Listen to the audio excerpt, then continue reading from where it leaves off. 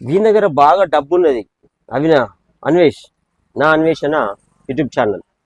వీడు వివిధ దేశాలు తిరుగుకుంటూ చివరికి చివరికి మన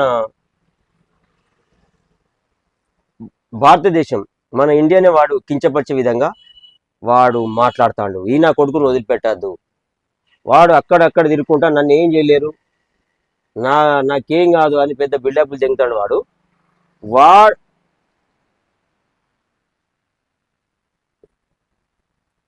వాడిని వదిలిపెట్టే ఛాన్స్ లేదు. వాడు ఇండియాకి రావాలి.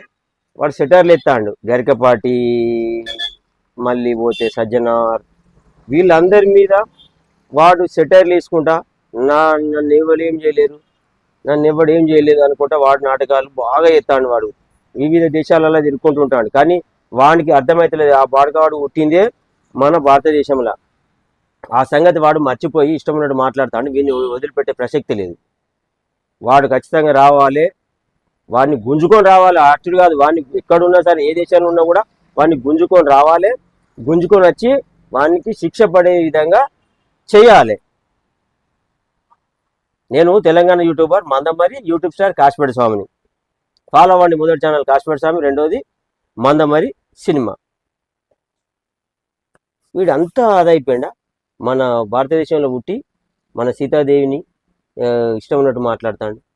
పిచ్చి వాడుకోవాడు, అవల వాడుకోవాడు. ఈ నా కొడుకు ఎవరైతే సబ్స్క్రైబ్ చేసుకున్నారో ఆ కొడుకు మొత్తం మీరందరూ తీసేయండి, అన్సబ్స్క్రిప్షన్ చేయండి. నా కొడుకుకు బుద్ధి రావాలి. ఆయనకి బాగా బలిసింది కింద నా కొడుకుకు.